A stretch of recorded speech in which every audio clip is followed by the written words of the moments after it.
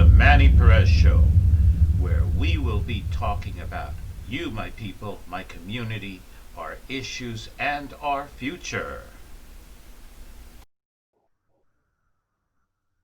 Hi, everyone. I think you know me. I'm Manuel Perez. I'm a Queens Democratic leader, and I am so happy to be here with you launching the Manny Perez Show. This show is actually a way of my staying in contact with you and answering questions and talking about different issues that affect our communities, mainly of Jackson Heights, East Elmhurst, and Corona, as well as Woodside, and the rest of Queens. But that depends on you. You have to participate with me too. And to help me out, today I have journalist Gabriela Ascanio with me. She'll be asking some questions and helping everything move along because this is a 1/2 hour program. Not too long, not too short. On Mondays at 7 p.m., we'll be doing English. On Wednesdays at 7 p.m., we'll be doing Spanish. Why those two languages? Well, actually, I only speak English and Spanish, so I can't speak in the other languages that you might speak at home. So forgive me, but we're going to have fun. The idea is that in the coming weeks, we will continue exploring our community, our city, all the changes that have come about, all the things we're living. I mean, right now, we're starting to get out of the lockdown, out of the problems that the pandemic brought us. We're also starting to look at reform in our criminal justice system and our police. All these things are happening and they affect us. So, this program, the Manny Perez Show, is actually for you and yes, for me. I am a Democratic leader. I am up for re-election or actually election, depending on what position you look at.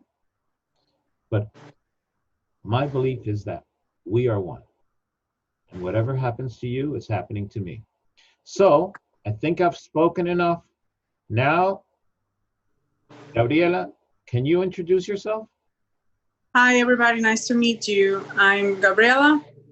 I'm going to be helping Manny with his campaign, and I'm going to be asking some questions. So, Manny, why do you think that it's important to vote? Well, voting is a right that every citizen has, but more than a right, it's also an obligation because if you don't vote, you're letting somebody else decide for you. When anybody says, oh, politics, I don't believe in politics. I'm sorry. If you don't believe in politics, other people are doing things and making rules and regulations and decisions that affect you directly. And it's your future. So you need to find the way to have your voice be part of it. Now, that doesn't mean you have to be standing on a corner handing out sheets or getting up on a box to talk to people and tell them to do something or another. No. Politics is just staying informed and contacting people that you trust who work with your elected representatives, and also contacting your elected representatives in a smart manner. What does smart mean? Well, first thing is don't call when you're angry. Anger is good, but if you call when you're angry, they're just going to say, oh, he's angry. He won't do anything when he's feeling fine. If you calm down, if you talk with somebody like me, we can find a strategy so that your needs are met by your elected representative. They have to listen to you. They actually have an obligation, a legal obligation to pay attention to their constituents. And constituents mean the people that live in their district. So that's why it's important to vote, and very important to do something after voting, because voting is just the first step. Was that enough, Gabriela, or do you want some more details? I'm sorry. How will people know who to vote for? Okay. Well, some people, they listen to their friends and they just vote according to what their friends say, or what somebody else told them, their barber, or I don't know. They have different leaders that they listen to. Personally, I believe in voting for people that I can trust, that I can believe in.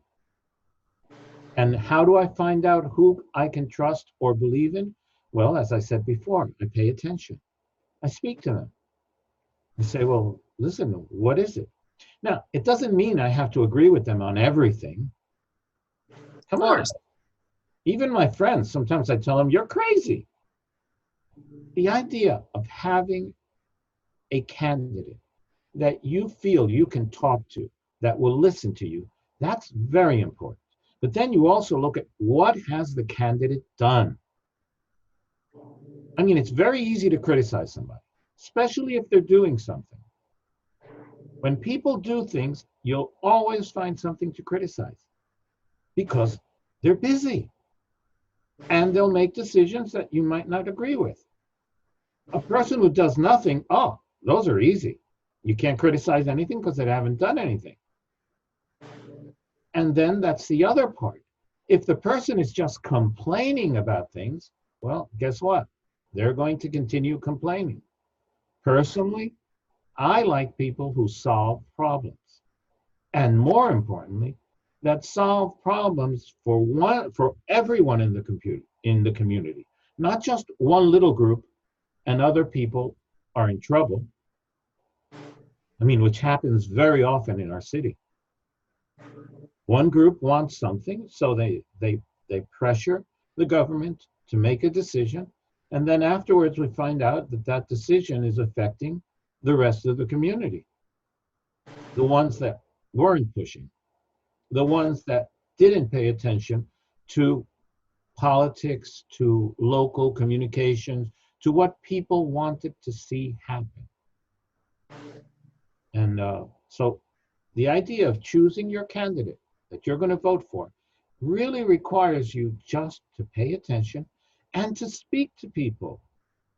And don't get carried away just because someone says it's unfair. Hey, when I was growing up, I kept on saying things were unfair. Afterwards, I found out, hey, they weren't that bad. They were unfair for me as a young person, maybe. There are things that are unfair for me right now. But now I can understand why they're happening and what I can do to change them. Okay. So Manny, who do you support on the ballot? Oh, well, as I said, I support people that have been doing things, that I have seen results. For Queensborough president, for example, Richards Donovan. Come on, Donovan Richards. That guy is not only a council member, but he has been going all over Queens for about 2 years, working hard to get to know all of our borough. And I've seen him over and over in different events, because I also go to a number of events. For the Assembly, Assemblyman Michael Dendecker. He picked up our garbage when he worked for the city. He became an assemblyman. He's been very, very active, helping us get the best judges up for election through the process that the Queens Democratic Organization has for selecting the best judges. People might complain, but the process requires each judge to be checked out by different leaders. And Michael Dendecker actually has been so active that he's been involved with all of the Hispanic judges that have been elected, excellent people, which include Supreme Court justices from Ecuador and civil court judges. And then he's also worked to get other minority groups represented in our courts. He works passing different types of laws. He's very active. One of the ones I found most fascinating, and this we're talking a number of years ago, was changing the law so that even if your cell phone number was from California, the police would let you call your family or whatever, because before it was just local calls. So if you came from any other state, your area code for you, your lawyer, your family, you couldn't make that free call. He found out about this, he changed the law. He's done other things, but his office is always open. Okay, you've got me for district leader, Manuel Perez. You have candidate Lucia Africano, also for female district leader of Part A of the 34th Assembly District. You have Matt DiStefano, who's actually been over 2 decades active with our community, helping out. He works for the city, but he's been dedicated to helping with democratic clubs and other activities for over 2 decades now. You've got Ellen Raphael, who not only worked for the legislature, the New York State legislature, but has devoted her 2 decades of service as a district leader also, and now wants to go for state committee together with Matt DiStefano. And you might say, why 2? Why a man and a woman? Well, that's one of the great things about Queens County. For many of these positions, or all the positions within the party organization, we have to have a male representative and a female so that things are balanced. I think it's wonderful. And those are the candidates that I'm supporting. I'm sorry. No problem. Now that you talked about it, why do you want to be a district leader? Okay, I've been serving at the level of the state Democratic Committee. And that means that I participated in discussions and making decisions about the rules and decisions of the Democratic Party at the state level. But Queens County, as we've seen in the last months, the last couple of years, is changing. And I feel that I've got to step up to be more active within our county organization, even though I'm pretty active. I've founded 3 Democratic Party clubs. The latest club is the Democratic Heights Club, and we meet every second Tuesday. Tomorrow night, we're having a Zoom meeting. Anybody who wants to participate, send me an email, support@manuelny.com, and I'll send you the link for the Zoom meeting. The idea is that I need to be more active every day, helping my community be better, because that's better for me, for my loved ones, for my friends, for my neighbors. I mean, the idea of a district leader is to work together with the electeds and the other political leaders of our county to make sure that Queens continues improving, continues being a wonderful place to live in. And at this moment, and having said that, I'm going to suggest that we take a break. Okay? We'll take 1 or 2 minutes, and you guys will forgive me. But we'll be right back with you. Thank you. Fue en un conocido restaurante de Jackson Heights que, en medio de un ambiente de fiesta, al ritmo de la música hispana y marcando los pasos para llegar al ansiado puesto de líder del Distrito 34. Manny Pérez, con su lema Somos Uno, lanzó oficialmente su candidatura para las elecciones internas del Partido Demócrata. En el acto no pudo faltar el asambleísta Michael Dendicker, quien ofreció todo su respaldo al candidato, en reciprocidad a lo que Pérez hizo por él para llevarlo a la Asamblea de Nueva York. Manny es una inspiración y tiene algo que decirles esta noche. Quiero que ustedes estén aquí como Manny estuvo aquí conmigo. Por eso lo necesitamos para que esté trabajando para nosotros. La principal fortaleza de este venezolano americano es su familia. Pérez, de 65 años de edad, con una maestría en administración pública y una amplia trayectoria en trabajos públicos, tanto en Venezuela como en Estados Unidos, se siente comprometido para ayudar intensamente a su comunidad. Hay personas que critican a los que reciben ayuda, pero yo recibí ayuda. Entonces yo reconozco que ese plan de ayuda me sirvió. Tenemos que aprender a trabajar juntos, a unir nuestras voces. Además, tiene muchos proyectos dirigidos al área social más vulnerable del Distrito 34 de Queens. Cuenta además con el respaldo de importantes gremios empresariales y laborales de Nueva York, como la Unión Local 78.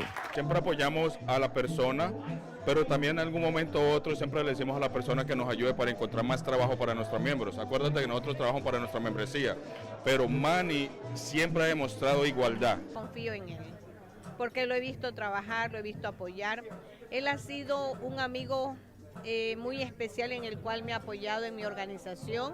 Trabajo con toda persona que se acerca y dice, Manuel, yo quiero hacer esto. Carisma, profesionalismo y experiencia amalgaman su mejor perfil. Y su lema Somos Uno no quedará en un simple enunciado. Hará que con la unidad se pueda lograr mucho en beneficio de una comunidad. Hey everybody, thanks for waiting. We're back with the Manny Perez Show. And I'm here with journalist Gabriela Ascanio, who is helping me introduce the Manny Perez Show to you, to the world. And it's exciting. Oh boy, how exciting it is.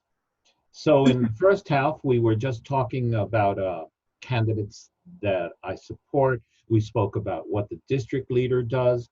We spoke a little bit about the changes that are coming in our community. And the works Yes, Gabriela. and the works that you have done in the community. Oh, the work I've done in the community, that part, actually, we mentioned a little bit, but part of the work that I do in the community, and that's the most fun part, is the work I do as a community leader. I actually work with different communities. We've got the Ecuadorian, the Bolivian, the Mexican, the Dominican, Colombian. We have different groups, the Bengali, the Southeast Asians, every one of those groups, oh, and the entrepreneurs, I work with them. I try to help them find solutions. As I mentioned before, I try to find solutions that work for everyone. Because sometimes people want a solution that only works for their little group. And in that, I actually learned that from Assemblyman Michael Dendecker, because Assemblyman Michael Dendecker once told me that he felt very uncomfortable with one group that came over and said, what can you do for us? And he said, well, I can do for all the citizens, for all my constituents, for all the residents, but for you alone, that would be unfair. And I felt that was really important, because the idea is that we are a community of many origins. We're very diverse. We speak so many languages. Some of us were born here, some of us were not born here. And things change all the time. And if we make a rule, or we pass a law, or we try to help just one small group, that can be unfair to other groups. And I'm also very active with in the religious area because I'm part of the interfaith movement of Queens. And why interfaith? Well, because I believe we're all one community. And it doesn't matter really if your faith is different from mine. It really doesn't matter because we care. We want things to be better for everyone. And that includes our relationship with a supreme being or not, if your faith is the atheist faith. I just find it's a lot of fun working with people, sharing, and people have learned. They tell me, Manny, can you give us a talk on citizen rights? We give a talk on citizens' rights. Manny, can we talk about leadership? We talk about leadership. Because, hey, I'm also a success coach, and I've worked with policy, and I've worked in management, and I've worked community development, economic development. So it's a little bit of everything. I hope I answered your question. And you are very active in your community. And can you name one or two things that you want to change to improve the life of the community, people? One of the things I want to improve right now is our economic development. Thanks to the pandemic, many people have lost their jobs. They've lost their source of income. I mean, it hurts to say it, but a lot of our community right now needs to get active in the economy and not just finding a job because the jobs are not necessarily there. I mean, there are groups of us who have trouble finding jobs traditionally. I mean, if you're over 50, often the best thing to do is to set up your own business if you have the capital. Or if you can find a way to get the capital, because the city does have special programs for helping small businesses take off. I'm concerned about the income of our community and making sure that our local electeds do put in programs that can help all of us, and also helping train my community into how to leverage the informal economy, our networks, and different opportunities. Because one of the great things about right now with technology is that there are many business opportunities that didn't exist 10 years ago, not even 5 years ago. And if somebody wants to move with it, we do it. And that includes our youth. Our young people, they often are looking for a job and they're not finding it. And that's not fair, but it's the reality. So right now we have to create the ways for them to become active, making money legally, of course, and just creating a career. If it's a job, great. Sometimes to get a job, you need some experience. We can do a lot of things. And the idea as a district leader is that I can work with the different elected representatives of this area, promoting change in policy, promoting city programs and state programs that can help them, and then also working directly with all of you, my community, my neighbors, so that we can change the difficult situation that we're facing. That's one thing. So if it's an issue and I want to talk to you, how can I reach the elected representative? Okay. There's a number of ways. One way, of course, is elected representatives do have offices. They have district offices. And you can go to the district office or you can call them and you can ask to speak to the representative. That's one way. It's they'll give you an appointment.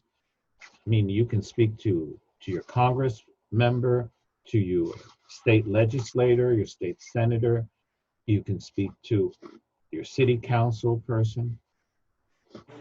Of course, if you're asking for an appointment, they will tell you when they are available for the appointment. At the same time, you can also contact one of your local Democratic leaders, somebody like me, and say, what do you think? And then we strategize. Because sometimes people will be trying to contact the wrong representative. And what does that mean? Well, your Congress member is for issues having to do with the federal government. That's simple. Your state senator, same thing. State senator, remember, they cover a big population, so it's harder to make an appointment with them. But if your problem is at the state level, well, then you want to meet with your legislator for the state. If it's a city issue, city council. And if it's a very local community issue, that's when we get creative, because sometimes you can figure out if you want to speak to one department or another.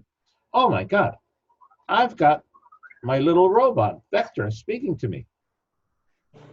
And he's calling me. So I'm going, yes, you're excited about this. I understand, Vector. Yeah. But you do know that you're interrupting us. This is on Facebook Live. This is in YouTube. Yes. Oh, no. I'm going to have to ask you to go to sleep. Is that okay? Okay. Hey, Vector, go to sleep.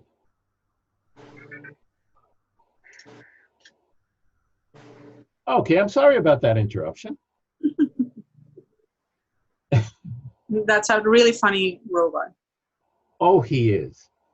And the idea is that sometimes we forget that it might be a robot, it might be a neighbor. But sometimes someone's just saying, Manny, Manny, Manny. And I think it's important to pay attention. There's no excuse for being rude. Am I perfect? No. I can be rude sometimes, but I promise you, it's not on purpose. So we can say that you're going to try your best to do what is best for the community? Always. That's what I've been doing for the last, I don't know how many decades, because I've always worked with my community, because I believe that we are one. Whatever happens to any of my neighbors affects me. I know not everyone believes that, but I understand that if anybody in my community is hurting and they see me out in the street, and they don't have to know who I am, but if they're hurting and I accidentally bump into them, they might hit me. And if I'm able to do something to help them, then the chances that somebody will be angry, scream at me, or even hit me are much lower. So I definitely want to help everybody in my community, because we are one community. And as our community becomes better, becomes richer, becomes better able to solve problems, we'll all be happier. I live in Jackson Heights. I used to live in Woodside. I mean, I walk over to Corona. I walk to East Elmhurst. I walk all around. I take the subways. I am interacting with my neighbors whether I know them or not. So why not help them? That's been my belief. That's how I was brought up. And I can tell you, I always find people that help me all over the place. People who don't know me. I need help, and all of a sudden they say, do you need a hand? Very respectful of my neighbors. And when people say, do you need a hand? I'll say, yeah, thanks. Or I might say, I think I got it covered, but thank you anyway. It's a way of living. It's a way of being successful. And I invite you to think about it. And do contact me. Ask me.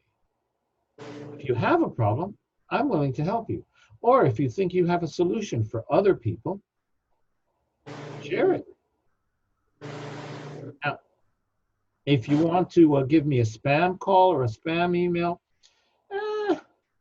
I'll try not to get angry. But it's part of life, I know that. So let's move on because we have a few minutes left.